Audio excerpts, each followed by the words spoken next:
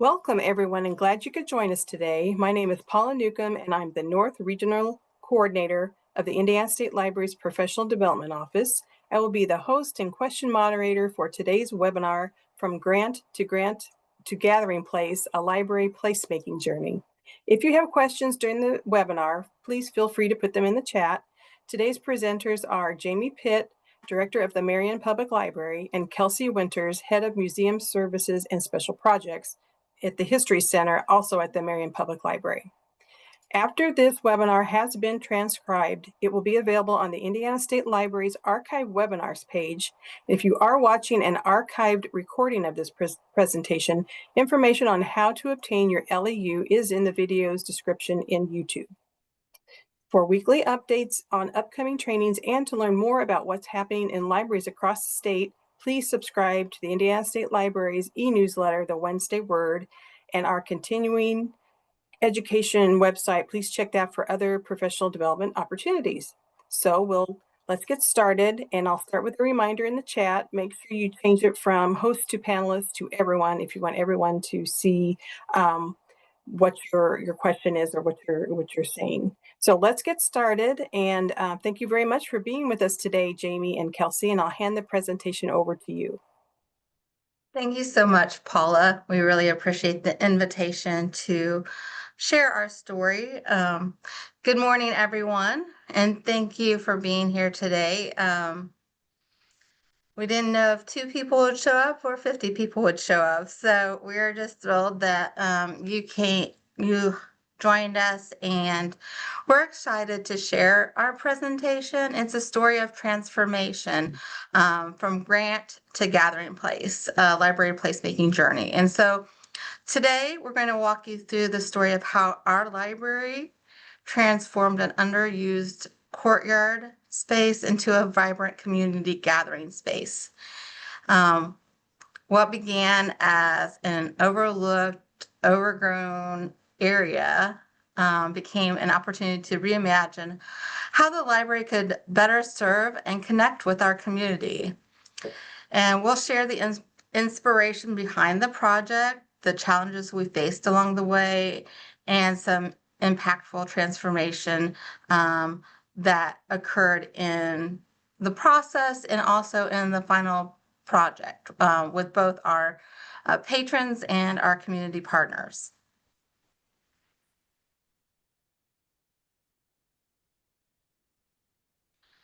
So we'll go ahead and do introductions again, even though Paula introduced us. My name is Jaime Pitt, and I'm the director of the Marion Public Library and History Center.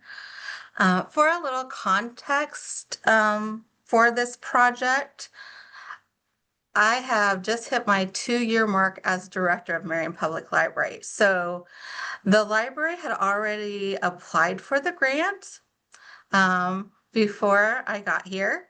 As I interviewed for the position, it was one of the exciting things that the library was doing, and I was excited to be a part of in the interview process. And it was just especially exciting for me to be a part of the process.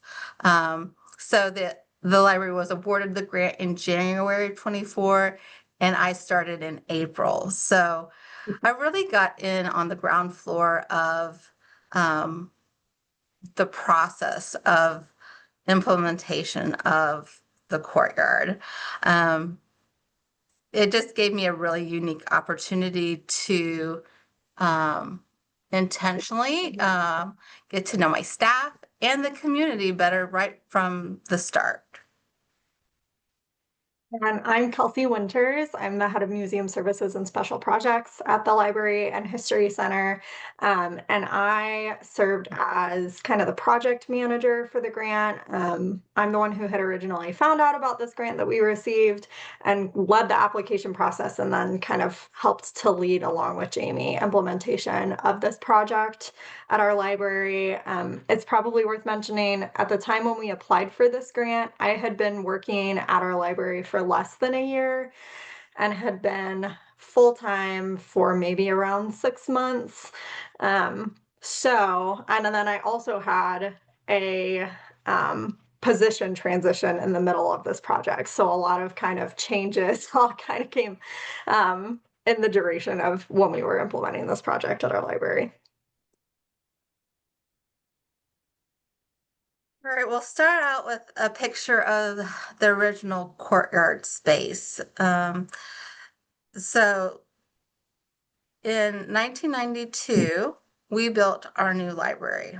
On the left-hand side, you'll see the original Carnegie Library. This was a space that we just outgrew. And so in 1992, we opened the new library, which is on the right-hand side.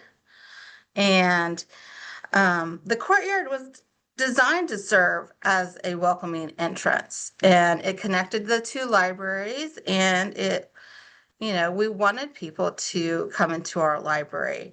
At the time, I'm not sure that outdoor spaces were as intentionally thought about as far as creating a welcoming space or implementing thoughts of placemaking and community and belonging. Libraries tended to focus on like your indoor collections, your indoor space, your programming. So creating an intentional outdoor gathering space was not necessarily considered 33 years ago or so. 33 years ago. Yes, 33 years ago. So this was the original courtyard 33 years ago. It had a strong architectural purpose and a lot of potential, but as time went by and over the years, it became underused, and rather than an active community space, it got neglected. And so I think that this was a space that, over time we thought, how could the library reimagine the space? How could we rethink how to better serve patrons? Absolutely. I do want to point out before we go to the slide showing what it looked like when we started this project, I want to point out a few things that were in this original design for you to keep in mind when we go to the next slide. So they had grass planted in this courtyard. It's actual grass. It's not artificial turf. They had a lot of small bushes, and they had a lot of trees in this courtyard as well. You can see there's really only 2 benches up there on that terrace area for people to sit on. But there's a lot of trees. There were 8 different in-ground tree planters in front of those benches. And then what you can't see is off camera to either side, there would have been probably then small pine trees that would have been like visual interest at the sides. I also want to point out, because it'll help understand as we talk about our project, this is the larger courtyard space, but that short wall that you see over to the right is actually a walled-in children's courtyard that has a concrete wall with planters around it that has direct access to our children's department. So in the original design of the courtyard, all of these things were present. But then when we look at what it looked like in 2024, when we were taking some photos for this grant, you can see it's very different. So a lot of the things that changed were either due to decisions that were made, maybe not the best long-term decisions when they first made the courtyard, or things that changed due to maintenance over time. So you can see that all of the grass, they had originally had an irrigation system, but they were having to pay someone to mow the grass or have our staff do it. And it just over time, keeping it cut and green was just too much maintenance. I think they had issues with sections of the grass dying. So they had the creative solution to take this kind of rock ballast that had actually been on the roof of one of the buildings when they had a roofing job redone, and they used that as kind of landscaping rock. But those rocks are big enough that they were very unsteady to walk on. So really anywhere where you see that rock would have been inaccessible. And you can also see all of those trees that were in front of those same benches, so the same benches from that photo from 1993 are still there. And these photos, all of the trees that were in front of them had died. They either weren't the right variety or weren't happy where they were at. And so now there were these 8 in-ground planters that really limited the accessibility of the space. And those pine trees had gotten taller than the buildings. So they were probably around 30 feet tall at the time when we were applying for this grant. And you can actually also see those bushes at the front. The one on the right, our library sign is behind that bush. So you couldn't even see it until you got past the bush because the bushes had gotten kind of overgrown and posed some safety concerns for patrons walking out into the parking lot as well because it limited visibility for cars coming by. And then this is the inside of the children's courtyard. So kind of looking out towards the parking lot. And there are a number of things I want to point out here too. So you can see that there's some furniture in there that was either purchased by or donated to the library over time. But these furniture pieces, it felt pretty cluttered in the space. That platform down towards the front of the photo is it used to have a playhouse on it, but then there were issues with people sleeping in it and it just not being very well taken care of. So the playhouse was removed. That black surface that you see under the furniture is actually play tiles, like a tile surface that was original to 1993. And they were actually green and red, but you couldn't even tell anymore because they had aged and changed color as they aged. There was also around those tiles kind of a system, very weird. I don't understand why they did this, but there was this system of kind of concrete curbs that outlined the section where the tiles were. And it was really a tripping hazard for accessibility. It was not a space where a wheelchair could come out into or anything like that. And it was also just, it really limited the use of the space and kind of marked it off in a weird way. One of the biggest concerns, though, with this space was that planter, that concrete planter along the wall. They had issues with people dropping things over the wall that they wanted to get rid of, trash, and had found in the past needles, broken glass, things like that in that planter space. And so there was really a safety concern with the use of this courtyard, where unless it was being used consistently, which the construction of it really didn't lend itself to at this point, there was just safety concerns because you couldn't guarantee what kids were going to encounter when they came out into the space. So because of that, by the time we hit, early 2024, late 2023, the space had not been used since kind of early days of COVID when they would have lunches outside for patrons.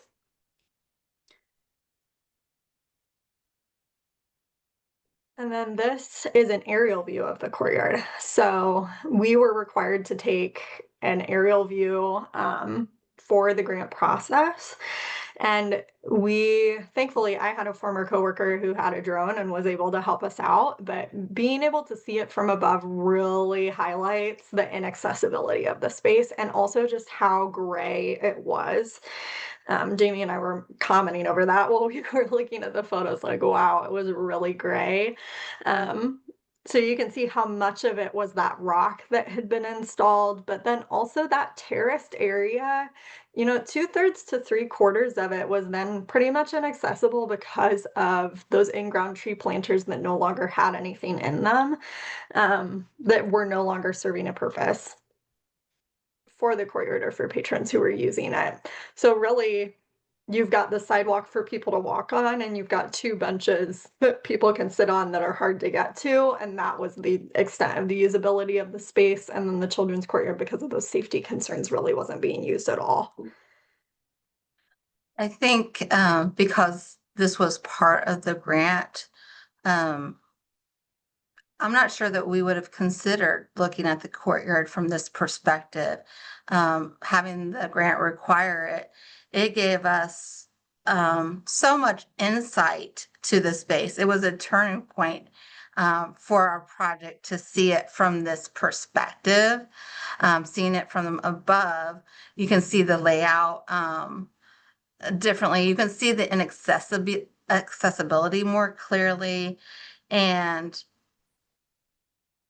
it just gave us an opportunity to reimagine the space and the potential of the space for the community. At ground level, it's really easy to see space as a courtyard or a pass-through area. But from above, you can understand the flow of a space or how people might gather together, how different features work together to create that welcoming environment. And the aerial perspective really helped us move from maintaining a courtyard to truly like envisioning a destination for people. We want people to come and to enjoy the space. We want to implement programming. We want people to have conversations. We want people to be able to just relax and also to gather. And this allowed us to think more intentionally about how the space could function and also how it could become more of an extension of the library itself. Absolutely.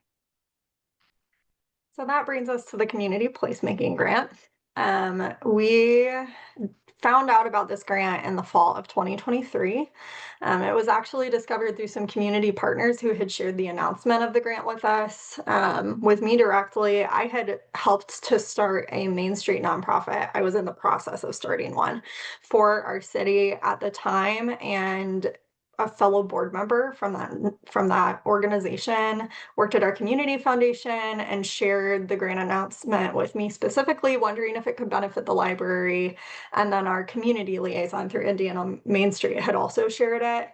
So we started investigating it. I did not know what placemaking was. I had never heard that term, neither had anybody else at our library or on our team. So not something that we were super familiar with, but I'm glad that we did it anyway. So this grant was being offered by Project for Public Spaces, or you may hear us refer to them as PPS throughout the presentation, and the funding for it came from General Motors. So eligible organizations had to be located in counties that either contained or were near a General Motors plant. They had a list of approved counties throughout the United States. It was a national grant. And we had some conversations. I had been part of some conversations at this point where we discussed that the courtyard was a space that needed to be improved and how beneficial that would be for our community and for our library, but there wasn't any plan in place for improvements for it. I think it felt like such a huge project of all of the things that would need to be addressed that we really didn't have a plan in place. So there was a two-step application process. The first step really asked us to consider our local demographics, the impact of our library and our community, and what our goals were for the space. But one of the stipulations of the grant was that you couldn't have a fully formed project. So if you already had designs for the space, if you already knew exactly what you wanted to do, they didn't want you to apply. They wanted that to be worked out as a part of the grant, which for anyone who's done grants, you know that that's very weird. That is not normal. There were a number of things about this grant that were really abnormal, but I think in some ways were very much capacity building for us. That was really a part of what they wanted this grant to accomplish. But yeah, definitely some weird things about the grant that we'll explore a little more.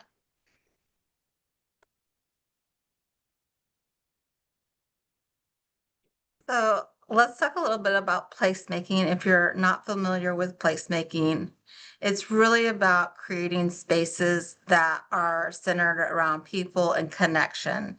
It's the idea that public spaces should do more than simply exist. They should invite people in, encourage interaction, and help foster a sense of belonging, which as a library, that's what you want. And so for our libraries, placemaking means thinking intentionally about how our spaces can support gathering, learning, creativity, and relationships. It's about transforming an area from something people simply walk through into a place where they want to stay and connect. And so as we began reimagining the courtyard, we realized the project was more than like landscaping or physical improvements. It was about creating that welcoming space that is the role of libraries and a part of why we are in the community.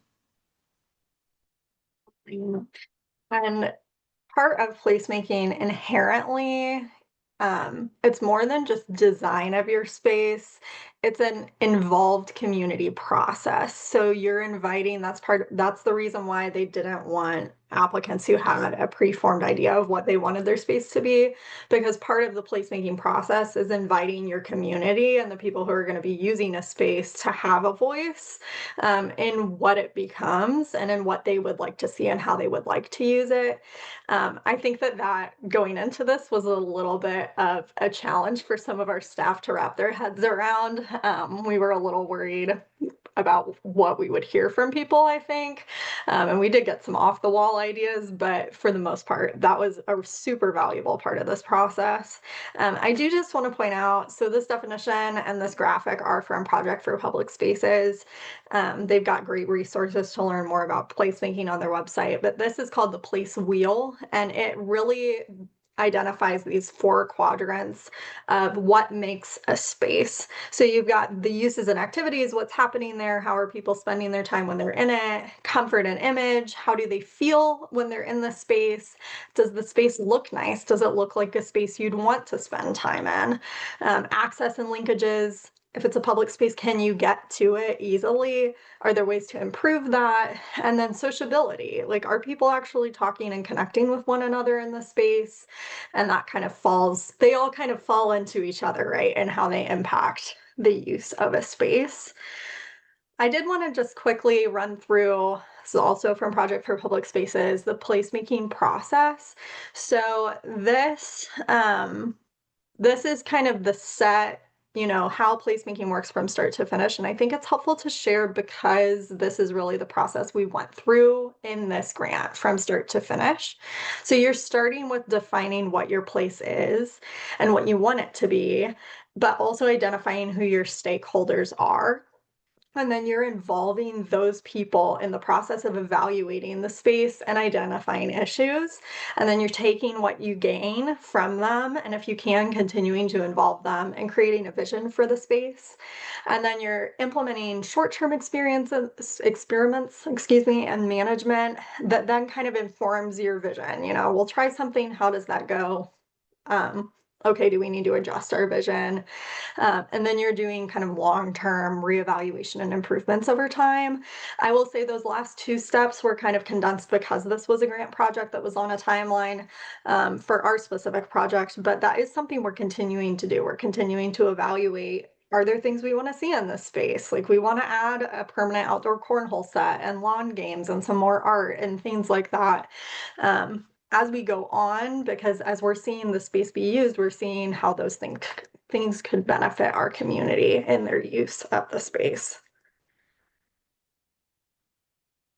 So I want to touch a little bit on libraries as placemakers and why it matters. Libraries are one of the few spaces that truly welcome everyone, regardless of age, background, and income. So this is an important topic for libraries. So as libraries evolve as community hubs, we need to be thinking about our spaces and the environment that we are creating for our community. And while books and literacy, they remain the heart of what we do, libraries today are gathering spaces. They're, technology centers, they're educational partners, they're cultural organizations. They're a heart of the community, and we need to take this in consideration as we invite the community into our space. And so the physical environment of the library, it helps shape how people experience it. And we want to create spaces that are welcoming and flexible, and just strengthen our library's ability to engage the community.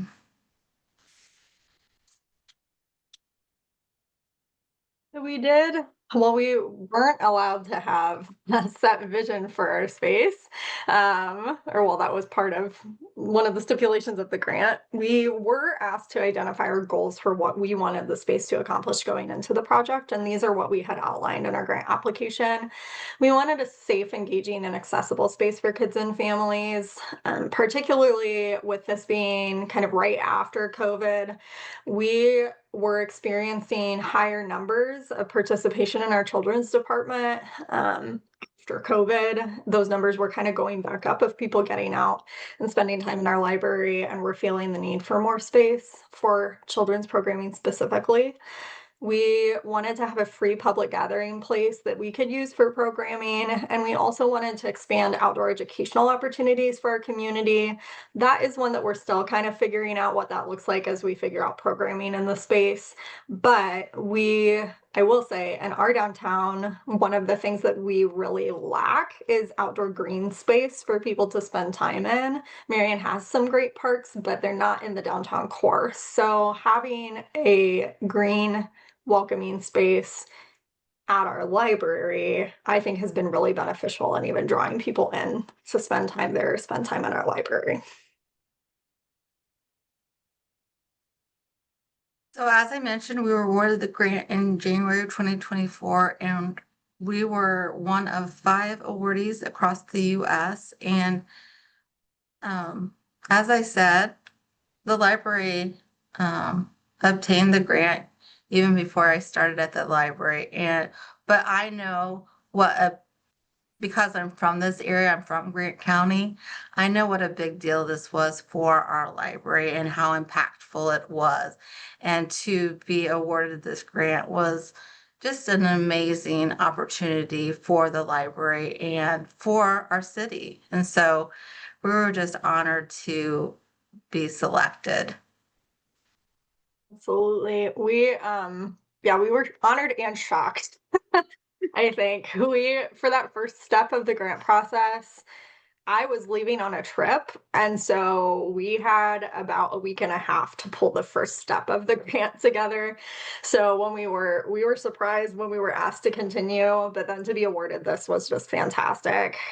We were very much the oddball project of the group, kind of the odd one out. We were one of 5 awardees, but the others were in Rochester, New York. There were 2 in Cleveland, Ohio, and there was 1 in Austin, Texas. These 5 projects were selected out of, I believe, around 60 applications that made it through the second round. And all of the others were like parks projects. So they were often being led by people who worked in public park spaces, were very familiar with placemaking, were even placemaking professionals, and they were in these larger cities. So for a library in a city of less than 30,000 people in Indiana to be selected felt like a very big deal to us, and made us really want to do a good job with this project, because we knew that it was being seen kind of on a national level through Project for Public Spaces. And this grant gave us $100,000 to make improvements to our space, but it also gave us a lot more. So I want to run through what those things were. It included a placemaking site visit where 2 members of the Project for Public Spaces team flew out to Marion for a couple of days. They led a public workshop. They had meetings with stakeholders. We'll talk about all that in a little bit. They also provided technical assistance, which included design work. They made renderings of our project. They designed the blueprints. They helped us create the project budget and answered questions and gave us templates, and were just really helpful throughout that process.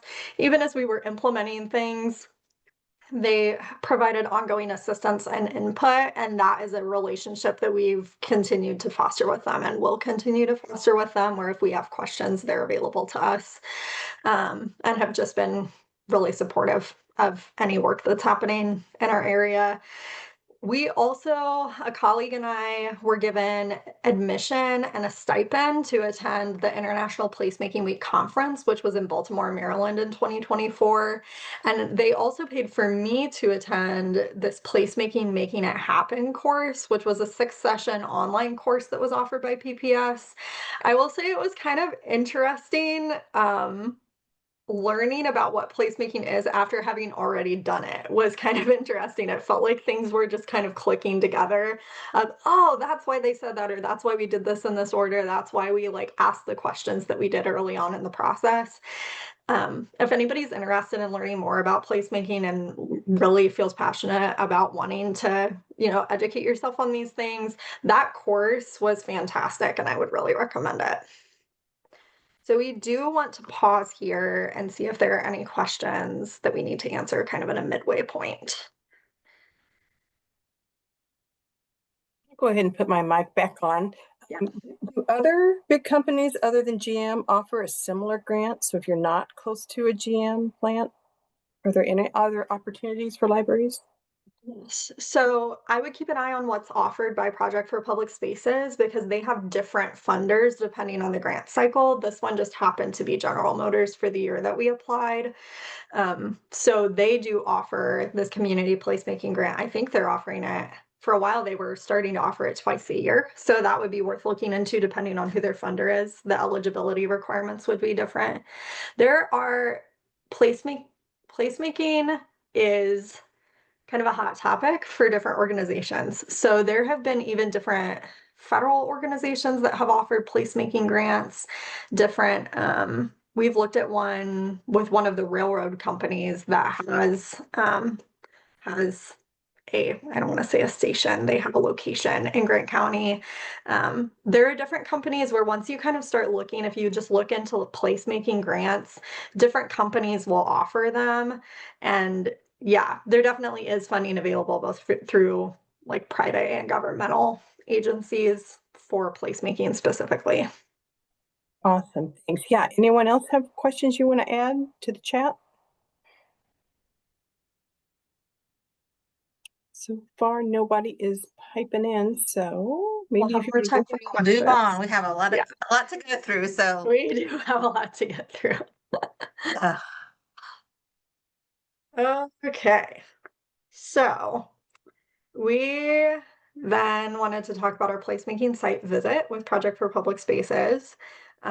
This was a chance for their team to see our site in person. This was the only time in our project that they were able to come in person to see our site. So it was their one chance to take measurements for those blueprints and designs. They also had a number of meetings to gather feedback, help us gather feedback. They met with our staff. They met with different nonprofits in our downtown area that we invited to a meeting. They met with our friends group. That one was really fun because those were all people who love our library and see its value in our community and really had a sense of what they felt the library could be and how this outdoor space could play into that. So that friends group meeting was fantastic. We also met with the city engineer from the city of Marion to ask questions about permitting, different advice on some of the nitty-gritty aspects of the project. And then they also led a public placemaking workshop, which helped us gather data that then drove the vision and design for this. I will say that having all these voices speaking into this site visit was beneficial, but for me as a new director, like it was so encouraging to see how many people supported the library and wanted an opinion, and they cared about our project and they were invested in the space, and that feedback was just so valuable throughout the whole process. And so it's something that I really appreciated about getting to know our community, getting to know some of the nonprofits, but also like our library supporters, which it was just really encouraging. And so a lot of the decisions that we made uh, came from this site visit. And so it was just very beneficial. And if you're doing a project like this, take the time to meet with your community members, with the nonprofits in your area, with your friends group. Like, take the time to get their input into what you're doing.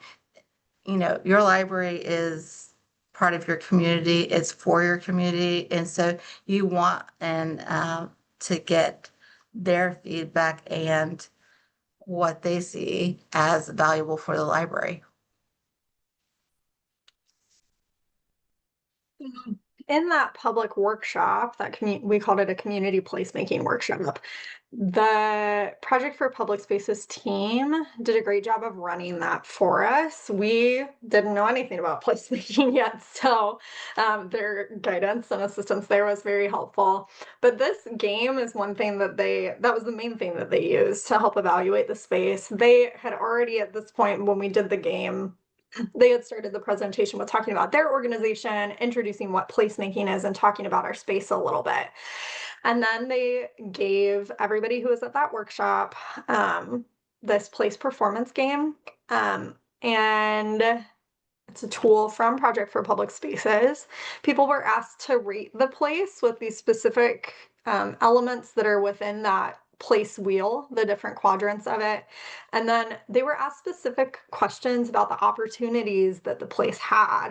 So what do you like best about it? Who should be using it? What physical features should it have to support that use? What kinds of activities and programs do you think would be best here? And then who could we partner with to make that happen? And really asked about, potential community partnerships that we might not have thought of that could help us accomplish what we wanted to see in that space. This was a really helpful tool.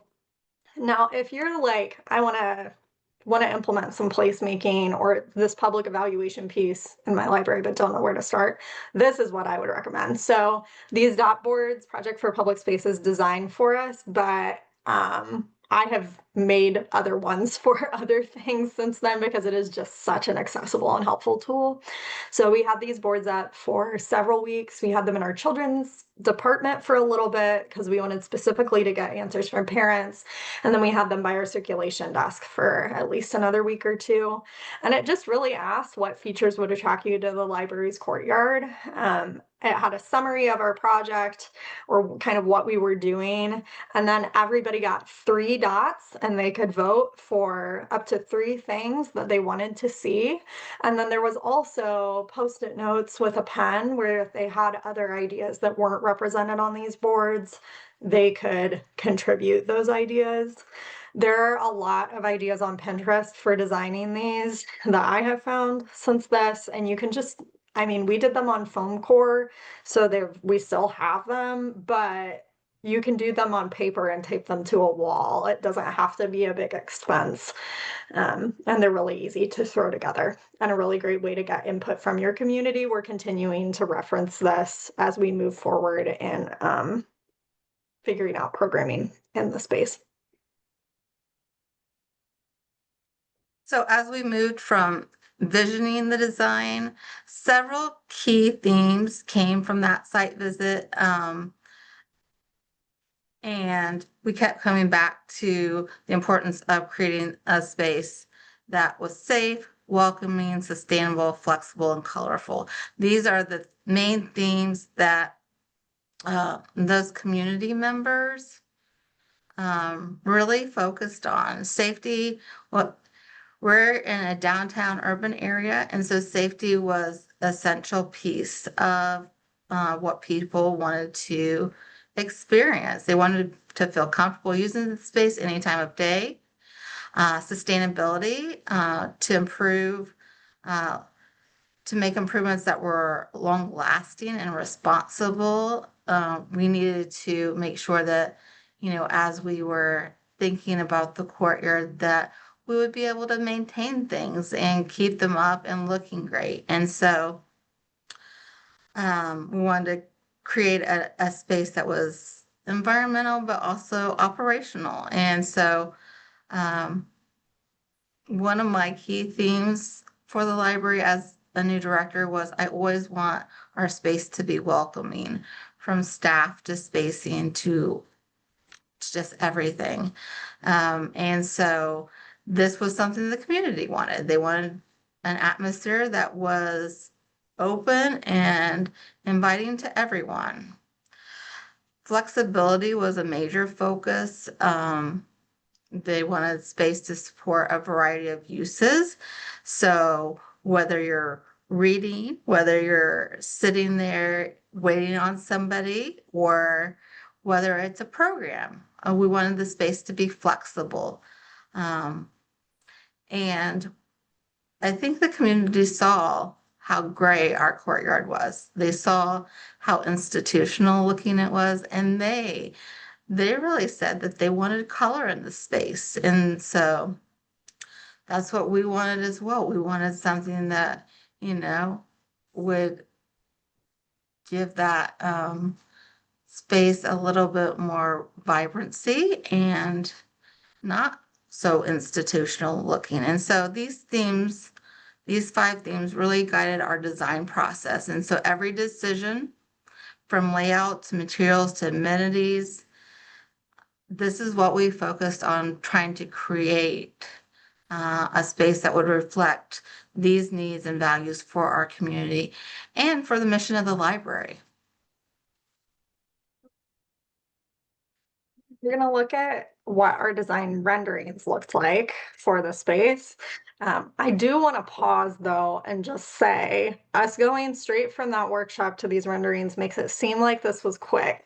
And it was not. So it was about 6 months from that public workshop to when we actually had any designs to share.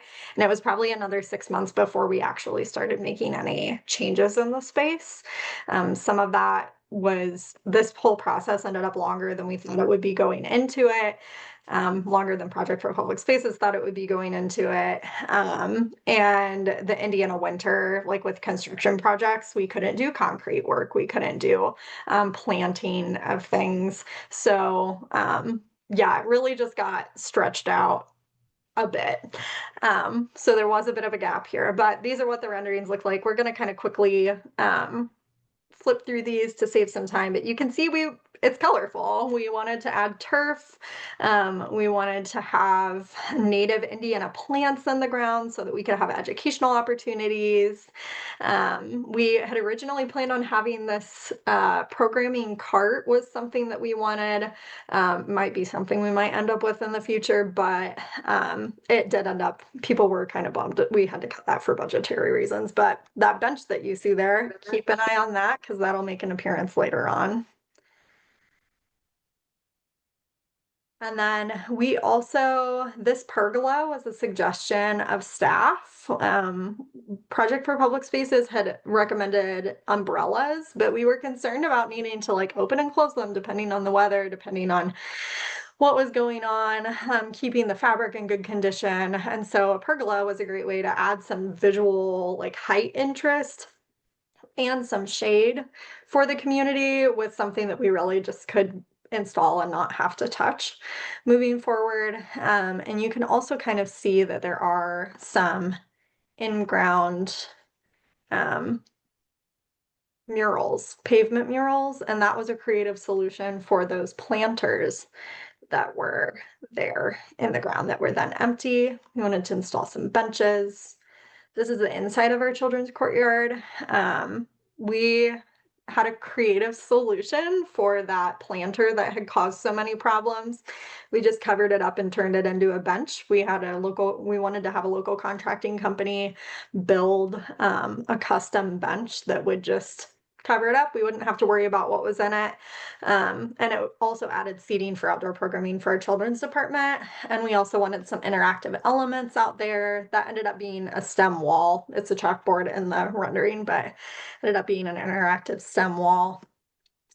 And then we also realized that while we couldn't tear down all of the walls, as someone suggested, with $100,000, we could tear down one small wall. So we decided that we were gonna rip out this one wall and extend the children's courtyard. This space where the fence is was just unused, inaccessible space.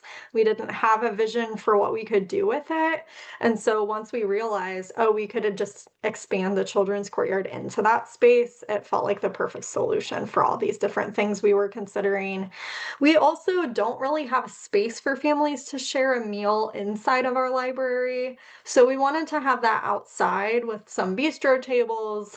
And then we put these play tiles in partially because they're easy to clean if there's a spill.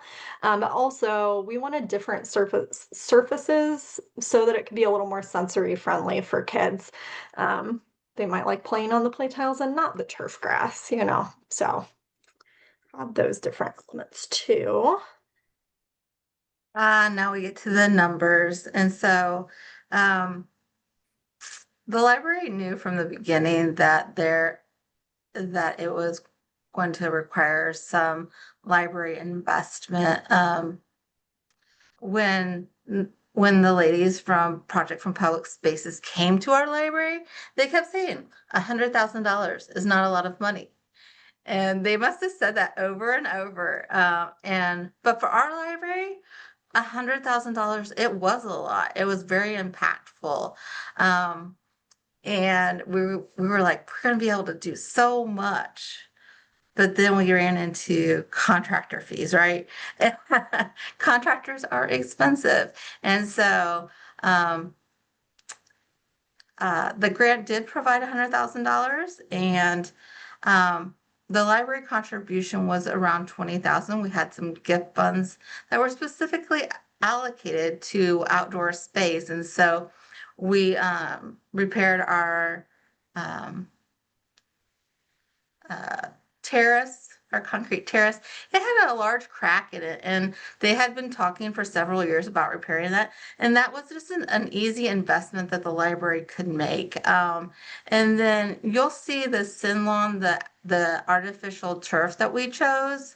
You can see how green that is and how bright, and the change in that space with just that side of having the sin lawn installed it was game changing to the space. And so there was a small area outside the children's courtyard that we also chose to invest in as the library, to have the turf in that space as well, along with we added a couple signs and different things that the library contributed to, but really it was around $20,000 that we invested there. As far as fundraising, we did set up an account with Better World to raise some money from the community, and that has helped with funding some of the plants that we purchased, but also just ongoing expenses and maintenance within the area. And so, but one thing I want you to remember is when it comes to library cost is your staff time. This project, I'm not sure Kelsey realized the staff involvement when she applied for the grant. But you really have to allocate, when you're applying for a grant, how much time it's going to take to manage that project from the start to the finish. And I would say at least 50% of her work time was allocated to the grant and the design and communicating with PPS and meetings and working with vendors. And so it was a learning experience for her, but it did take time away from her position at the library. Thankfully, we were able to accommodate that, but it did, it was a sacrifice on her part and the library's part for her to manage the project. Well, I mean, we're thrilled with the outcome of the courtyard, of course, but it's something to consider when you're applying for a grant. So it was challenging. I mean, I would second everything Jamie said there. It was challenging for me because I stepped into I had never project managed anything like this before. and also stepped into a new position at the library in the middle of this. And so being able to like establish that new role while also doing this project was it's really challenging. You never know how things are going to change in the duration of your project. Just going to hit this really quickly. We were really inspired by those dot boards. And so once construction began in our courtyard, we decided that we wanted to create these vision boards that just shared very specifically pictures of the renderings and then things that we were doing to get the community excited. We had shared on social media when the renderings came. We shared as construction was starting some photos on social media, but recognized that that only reaches a pretty small percentage of our patrons. So having these in our entrance area was actually really helpful, being able to say, we're adding turf, we're expanding the children's courtyard, especially, I mean, for a few months it looked like a mess, as construction zones do. So that was kind of a fun thing we were able to do. We also included a link to that Better World website for if anybody wanted to donate to our project. And then construction had begun. There were a number of things in this grant project where once we started implementation, which was much later, I mean, this started March or April of last year, which was much later than we had originally anticipated when we started the grant project. There were a number of things that just kind of fit together and worked out in our favor, kind of miraculously, from saving like thousands of dollars because we got a pergola that happened to be on sale because they were changing models to, I would say one of the biggest ones was I was coordinating with different contractors. Our head of properties and I both were. And so we had 3 different contractors who were doing different aspects of this work, and all of their timelines and schedules just fit together seamlessly, which I think is very rare in projects like this. They barely even had to accommodate working around each other. It just really worked well for everything to just slot into place with that timeline. But it was challenging to be communicating with so many different people to try to get the project implemented. You can see that work being done on the terrace and when they were ripping out that wall in the children's courtyard. I love this photo of this little guy. He was so interested in watching these machines do their work. And also, I mean, I think it really, we were all excited because we'd been working on this project. It had been almost a year since our public placemaking workshop where we gathered feedback from the community before construction actually started. So we were all very ready to see the work actually begin to happen. And this is just a photo from above. You can see that terrace had been redone. The children's courtyard wall had been knocked out, but none of that turf had been installed yet at this time. So this is the final space. Well, sort of. You can see a before and after picture. We still had a few things to implement at the end of this. From the picture on the right, we still had benches to install and a little bit more sin lawn, which is the artificial turf. But this is kind of a before and after of our space. People asking me, people who had seen this on social media who thought that this photo was computer generated because it looks so different from what the courtyard looked like before, that people didn't believe that it was an actual photograph. I had multiple people say, oh, I thought that was just a rendering. And then when I said, no, that's what it actually looks like now, people were saying, I need to come to the library this week and see that in person. That's so cool. So that was nice to hear after so long of working on the project. And you can see we did those native Indiana beds, our new signs, that pergola was really fun. This is what the children's courtyard looks like. That extension just added so much space. We wondered if it would really feel that different because square footage wise, it didn't feel like we were adding that much, but it was just so nice. And that bench turned out really well, which was really great. One thing, oh, I'm going to go back for a second. One thing I do want to mention on this slide, one of those things that just kind of worked out that we could not have predicted, there was supposed to be there was originally about a 6-inch drop off the back of that terrace that really limited its accessibility. It was kind of a trip hazard. We didn't really have a good solution for that. But when Senlon, the company that did our turf, when they installed it, they were able to fix all of the grading issues at no additional cost. So they were able to make that so that that turf and the terrace are even with each other. So it's just a seamless, you can walk onto that terrace at any point now. And it's really accessible and just really enhances the usability of the space for programming. It doesn't feel like a huge thing, but I think that that has made such a difference in letting the space really cohesively work together. And we also hired a local mural artist to install these murals on those in-ground planters that have been filled with concrete.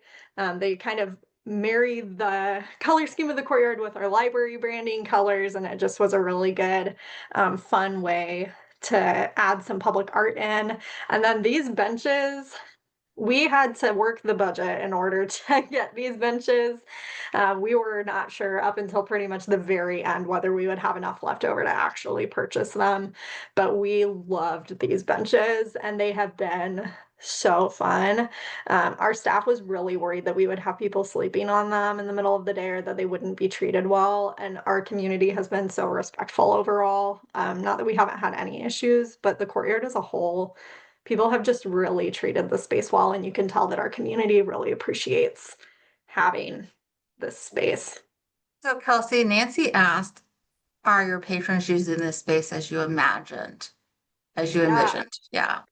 Yeah, I would say yes. I think I would like to see us add some more interactive elements of things that they can do in the courtyard. That's something we're continuing to talk about. But Project for Public Spaces has done a lot of work. They're based in New York City. They've done a lot of work in urban environments. And they kept telling us, like, when you define the space, people will respect it in a different way. And some of the issues that we were seeing in the space with safety concerns or use issues were really because people were able to define how the space was used for themselves. And so people have been so respectful. Like, it's not that we haven't had any issues, but I love, like, when I walk by and I saw like 15 people in the children's courtyard the other day, or that bench, like the curvy blue bench, I've seen whole families, like the kids are climbing on it, the parents are sitting on the turf in front of it, leaning against it, like eating a snack, reading a book they just got from the library together. We have tutoring groups sometimes use the picnic tables.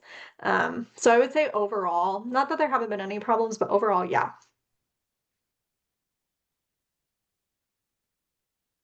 And of course, we threw a party. We had a grand opening and a ribbon cutting for our new space because it deserved to be celebrated.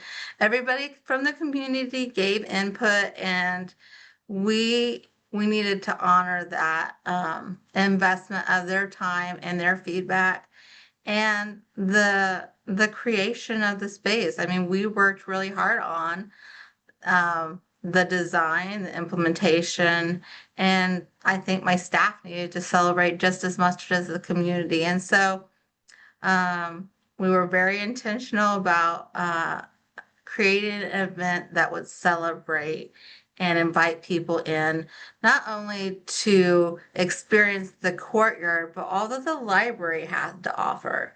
And so I'm going to let Kelsey talk a little bit more about the grand opening. So this was our courtyard kickoff. It was part of the grant was that we needed to have some sort of event to open the space.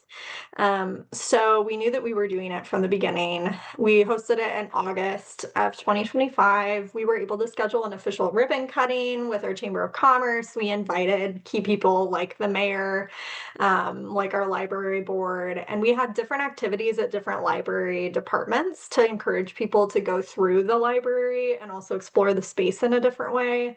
And we created a stamp sheet, which I'll show you on the next slide, for attendees to visit each station. That was so fun. I thought that it would just kind of be a guide, like almost function as a list to just let people know where they needed to go. People got so into that stamp sheet. They were very invested in making sure they got everything on it. And we had over 235 people attend. So we did schedule this event around completing the major improvements, but there were some things that hadn't happened yet. Our benches were back ordered, so those weren't installed yet. And that final section of the turf had not been installed yet because that was being done as kind of a separate phase of the project that the library was funding. But people were so excited to see the space and see the changes that had been made, and it was just really fun. This is the stamp sheet that we created. This has kind of become a tool for our library. Our children's department has made these since then, and we will probably use them for even programs we're doing this summer. We had listed all the different stations that people could go to. They would get a stamp at each station they went to, and if they got 6 of them, they could apply or enter their name in a drawing for 4 free tickets from the Fort Wayne Zoo. Yes, I will mention, if you're not familiar, the Fort Wayne Zoo does offer they have a donation request form, and so they offer 4 free tickets if you apply and request a donation for your event. So if you don't know about that, definitely check out the Fort Wayne Zoo as a potential partner to offer a door prize for your community. So I'll quickly go through the internal lessons and some of the challenges. So there were definitely areas where the library needed to contribute additional funds, and the budget constantly changed. Things over the course of a year, prices are going to go up, and there are decisions that where we had to shift. And if you do have extra money to invest in the project, we were very fortunate that we had those fundings, and so we were able to adjust. And then always you want to be flexible with your amenities and construction schedules. Something that's available in the beginning of the year may not be available in the next. And so just making sure that you're aware of, we were constantly keeping that close eye on the budget and making adjustments as needed. And I really want to make sure that as you're working on a project of this magnitude, that you always include a contingency fund. So we had a 10% contingency, and we're able to have some flexibility in those amenities, and also, plan for those unexpected expenses. And so I'm gonna let Kelsey talk about the next point. Mhm. Yeah, we did. Jamie had mentioned we did that community fundraising effort. We didn't get a huge amount from that. It was our first attempt at doing something like that through our library, but it did give us a little bit of a cushion we could use. And what we liked was that people could donate towards specific things. We could put in kind of like people do on wedding registries nowadays, like you could put towards a fund for plants or things like that. And then this was one of my biggest takeaways from the placemaking course that I attended through PPS, the importance of continually defining the use of the space. We were told that 80% of the success of a space is in how you use it, not necessarily in how it's designed. And so we're keeping that in mind as we move forward. Like, hey, it's important that we're having programs every year, multiple programs in this space, that we are using this courtyard. When I have the time, I go out and I sit with my laptop and work, because I think it helps it's nice to have space outside to work, but also it helps to define the space as a space where people can do multiple different things, like not just sitting and chatting, not just eating, but also you can like work from our courtyard or things like that. So that has just been really helpful for us to keep in mind. So just a few things that we would offer as advice if you undertake such a project. The first is to keep your leadership team small and focused. Having a clear, streamlined decision-making group will help maintain the momentum of your project, and it reduces confusion and miscommunication.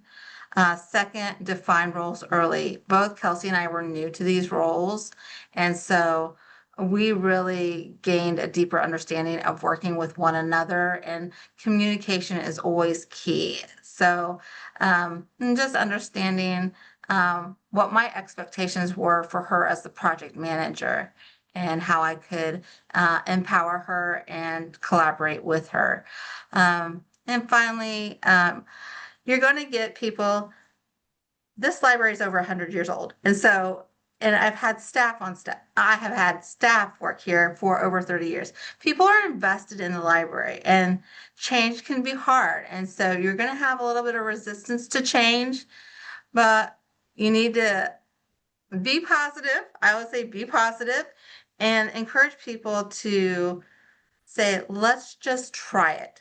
If it doesn't work, we'll try something else. But encourage people to be open to change and try something new. So inviting your community to join the process is important, but also if you're able to, if you have the funding in the grant project, hiring an outside expert for some of those high expertise items can be really helpful. Like the scope of work or contracting oversight, those are things that we did in-house. And looking back, the project probably would have gone a little smoother in some areas if we had hired some of those elements out. The final product ended up great. We're very happy with it. But looking back, that is a change that I would make in the project, is I would have like thought through that a little differently at the beginning. And also, it's been fun to see our project benefit our partners. Our garden club was a runner-up for a state award for the work that they did in helping us plant items. The turf company has, the guy who managed the installation of our project submitted it for an internal award at his company. It's just been really fun to see other people champion what we've done too.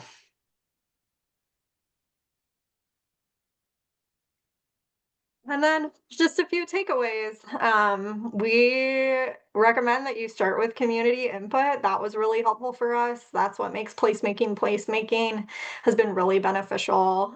Staying flexible as timelines change, as you realize, oh wait, this is going to take a much bigger chunk of the budget than we thought, so we need to make a cut somewhere else, or at least put a pin in something that we could then find funding for later on down the road. And planning for the way the space is going to be used, keeping your community and their input in mind, not just the design of the space and how it looks, or just what your staff think it should be. A lot of the things that we really love about our courtyard aren't things that we necessarily would have thought that we could manage up front. So that QR code, if anybody wants to scan it, takes you to a page from Project for Public Spaces that highlights our project and what all we did. And then if you want to learn more about placemaking, that link at the bottom, Project for Public Spaces, has a ton of resources on their website where you can learn more about the principles and elements of placemaking and ways that you can apply them in your library. And if you have any questions following the presentation, we'll take some now, but if you have any after, you're welcome to contact either of us. We're happy to talk about our project, placemaking in general, or any ideas that you have as well.